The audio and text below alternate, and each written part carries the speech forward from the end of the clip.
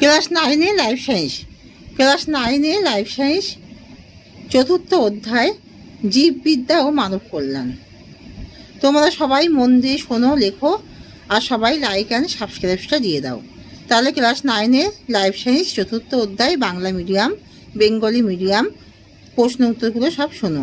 Virus আক্রান্ত কোষ থেকে যে অ্যান্টিভাইরাল প্রোটিন খরিত হয় তা হলো ইন্টারফেরন। রাইজোবিয়াম নামক ব্যাকটেরিয়ার ক্ষেত্রে কোনটি সঠিক তথ্য? সেটা হলো সিম্বগোত্রীয় উদ্ভিদের মূলের অবুদে থাকে আর N2 সংবন্ধন করতে পারে মিথজীবী প্রকৃতির। এই সবকটি এখানে সত্য। নিচের কোনটি একটি জলবাহিত রোগ? সেটা হলো ডায়রিয়া জলবাহিত রোগ। রোটা ভাইরাস শিশুদের যে রোগটির জন্য দায়ী সেটা হলো উদারাময়। কোন জীবাণুটি অন্ত্রের ভিটামিন B12 সংশ্লেষ করে? ই কোলি। তাহলে কোন জীবাণুটি অন্ত্রের ভিটামিন B12 সংশ্লেষ করে? ই কোলি।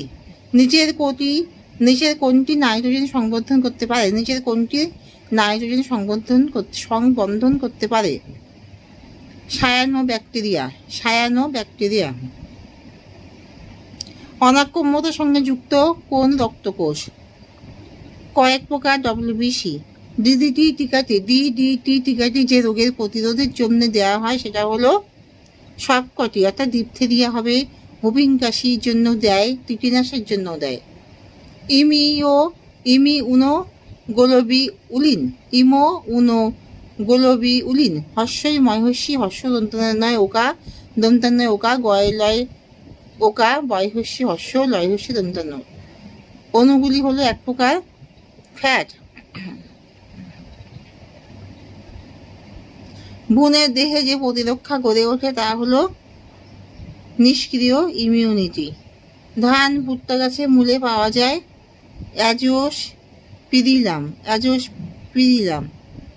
কোন জীবাণুটি অন্ত্রের ভিটামিন B12 সংশ্লেষ করে? ই কোলি। বায়ু নাইট্রোজেনকে মাটিতে আবদ্ধ করতে পারে না কোন অণুজীবটি? থায়োব্যাসিলাস। থয়াকা দন্তুসা ওকা বয়জাফলা আকা দন্তুসা হস্যি লয়কা দন্তুসা। পারজয়ের দশাটি কোন রোগের জীবাণু মানবদেহ সংক্রমণের দশা? ডেঙ্গু। অ্যান্টিবডির অণুতে পলিপেপটাইড শৃঙ্খলে